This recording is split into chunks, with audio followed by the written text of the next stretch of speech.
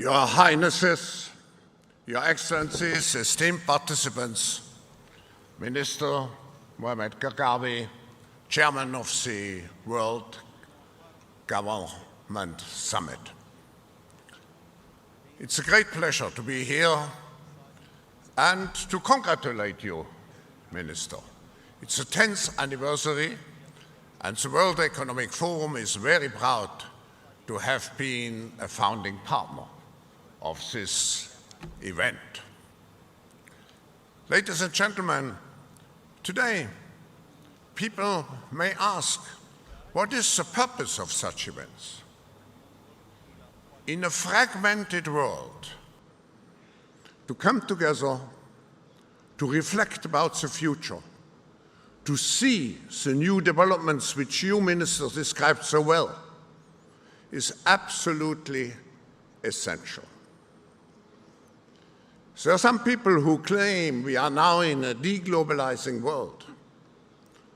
But actually, I would say we have to re-globalize this world.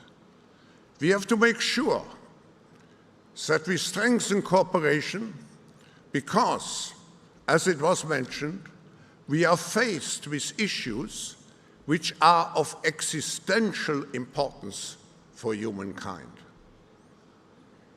Our common future is at stake. When we finished our annual meeting in Davos just 3 weeks ago, there was a lot of discussion about what some people call the capability of humankind to cope with so many challenges at the same time. There was the word of multi-crisis. But actually, we are not in a world of multi-crisis. We are in a world where simultaneously we are caught in deep, systematic transformation processes. There's a difference between a crisis and a transformation. If you manage a crisis, you want to come back to the original point as fast as possible. You want to correct the situation.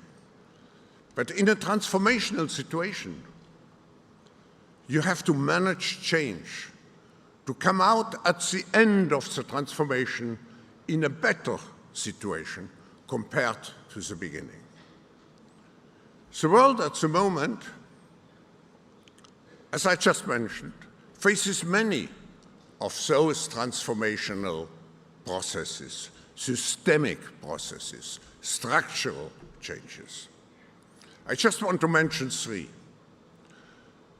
The first, of course, is the economic transformation, with 2 main catalytic factors and forces: the energy transformation. Just imagine, in 2050, the world will have the double of its present GDP, even if we grow with only 3% per year. It will have 10 billion of inhabitants, but it still needs energy. And we have at the same time to reach the objectives of the Paris Agreement, to decarbonize, to reach 0 carbon emissions, or net zero, as it is called.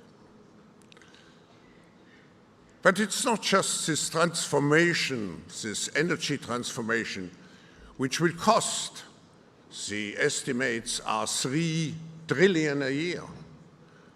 It's not only the only factor being pushing this economic transformation.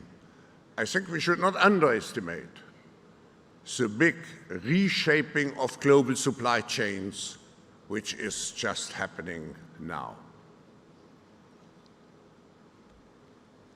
Now, the political transformation. Minister, you mentioned it. We are moving from a world more or less dominated by one superpower into a patchwork of a multi-power world, with one superpower, one competing superpower, aspiring superpowers like India, middle powers, but also rogue states, companies who have become global powers, technology companies, social media.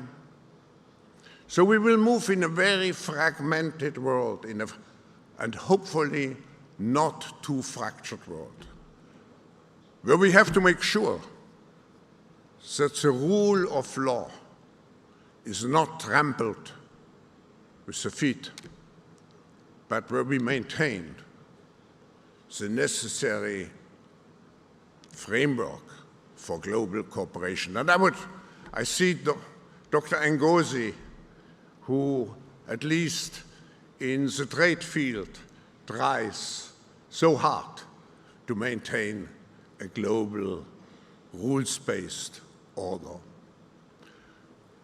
The third transformation which we have to face is what you just mentioned, Minister. I wrote in 2015 the book, The Fourth Industrial Revolution, and I mentioned 23 or 24 technologies which will change the world, like crypto and so on and so on. The book was considered science fiction. All those technologies have become reality, and there are new technologies. And I would say we are in the second minute, or whatever we want to call. We are at the beginning. When you look at technology transformation, it usually takes place in the terms of an S-curve. And we are just now where we move into the exponential phase. And I agree, artificial intelligence, but not only artificial intelligence, but also the metaverse, near space technologies, and I could go on and on, synthetic biology. Our life in 10 years from now will be completely different, very much affected, and who masters those technologies in some way will be the master of the world. Now, what does it mean for governments and for government officials? 4 things. First, since we speak about the transformation process, we have to be ambitious in our thinking. How do we want to come out at the end of this transformation process? And we have to see the opportunities, because we, through joint efforts, we could really make this world a better place by using the capabilities we have. So ambition is very important.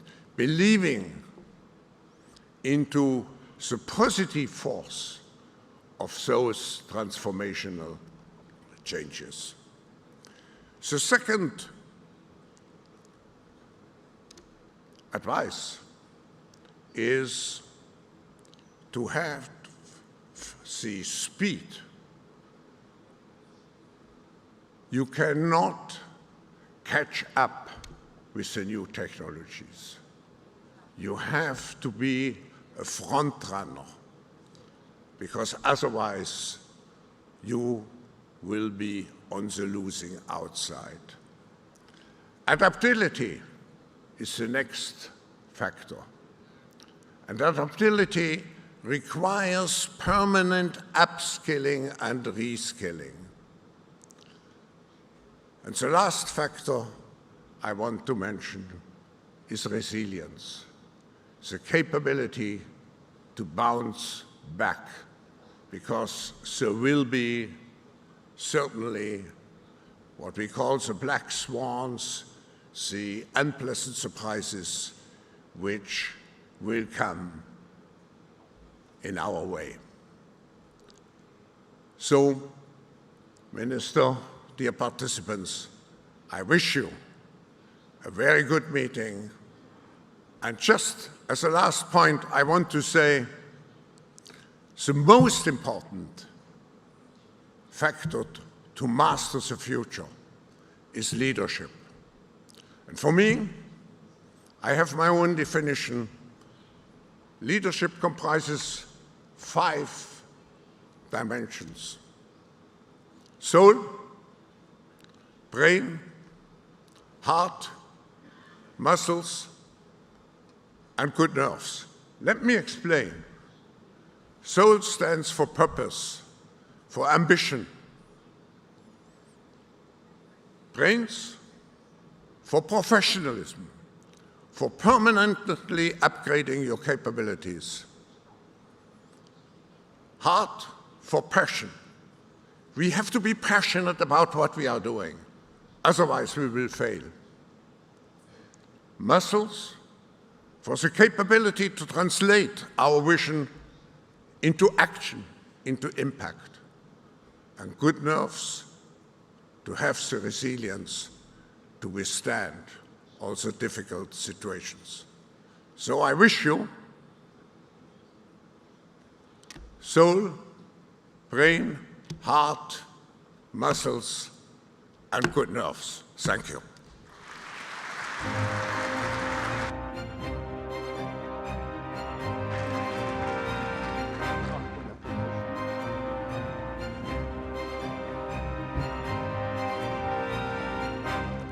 Professor, a couple of weeks ago in Davos, you met almost all global leaders, government, private sector. What's your takeaway from the meeting this year? I have seen participants enormously engaged in all the different task forces which we have organized, catalyzed, which we curate. And I think if we look at the future, what is absolutely essential is this cooperation of the different stakeholders of global society. Governments bring the directive power. Business brings the innovative power. Civil society brings the concern power. Academia brings the power of truth. And maybe I should add media, which brings the critical dimension in this dialogue. And we need all those stakeholders to shape together the future. Thank you. You invented and you wrote, the fourth industrial revolution. What is next? What is next after the fourth industrial revolution? Where your mind take you? I think the fourth industrial revolution will be in our mind for quite some years to come. But what is very essential, my concern, my deep concern, is that those technologies, if we do not work together on a global scale, if we do not formulate, shape together the necessary policies, they will escape our power to master those technologies. Because artificial intelligence, it's relatively easy, let's say, to understand how a computer functions. Of course, if I go back to the first industrial revolution, how a steam engine functions. But how does really quantum computing function? How does artificial intelligence, particularly if it's self-replicating, functions? So one of my concerns is how to shape the necessary policies to make sure that those technologies serve humankind. But the second concern which I have, and where governments have an important role, the change goes so fast in our world, and will go even faster. How can we make sure that the individual, each citizen, doesn't feel overwhelmed by change? Because he cannot understand really what's going on. And if we do not understand, we become fearful and we react negatively. And we see the first consequences already in many countries with polarization of the public opinion. It has to do with some feeling that we lose control over our own fate. And here I think governments have an important role to explain and to have the ambition and the vision to show that those technologies can serve for the good and are not per se evil. Finally, thank you, Professor Klaus Schwab, for being with us here. And on behalf of everybody in this summit and the team, thank you for your support for the past 10 years. Thank you. Thank you, Minister. Thank you.